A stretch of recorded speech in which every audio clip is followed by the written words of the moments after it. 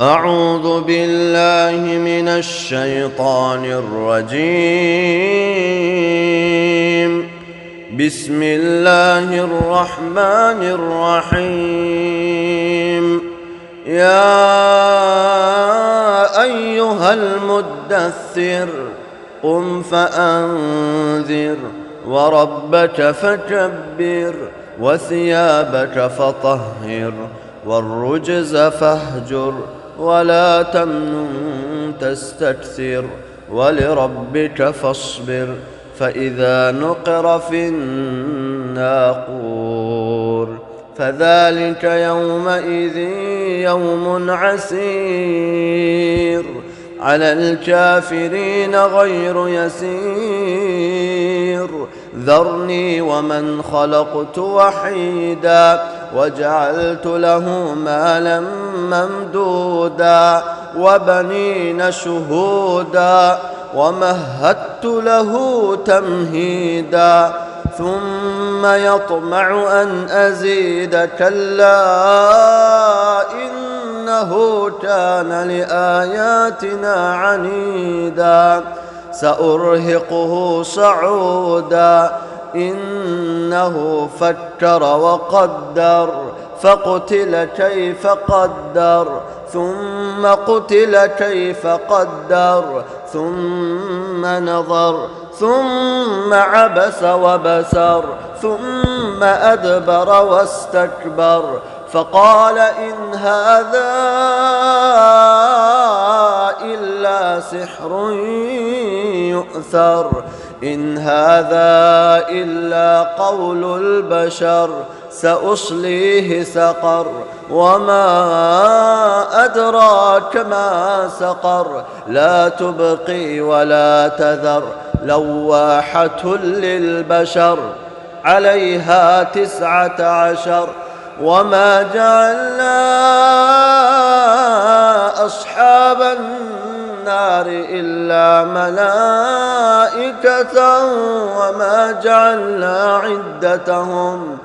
وما جعلنا عدتهم إلا فتنة للذين كفروا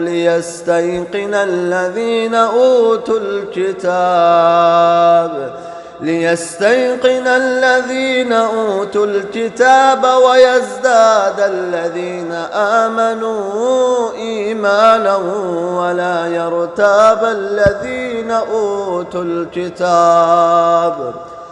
ولا يرتاب الذين أوتوا الكتاب والمؤمنون وليقول الذين في قلوبهم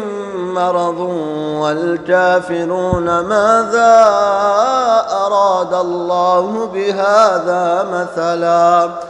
كذلك يضل الله من يشاء ويهدي من يشاء وما يعلم جنود ربك إلا هو وما هي إلا ذكرى للبشر كلا والقمر والليل إذ أدبر والصبح إذا أسفر إنها لإحدى الكبر نذيرا للبشر لمن شاء منكم أن يتقدم أو يتأخر كل نفس بما كسبت رهينة إلا أصحاب اليمين في جنات يتساءلون عن المجرمين ما سلككم في سقر ما سلككم في سقر قالوا لم نك من المصلين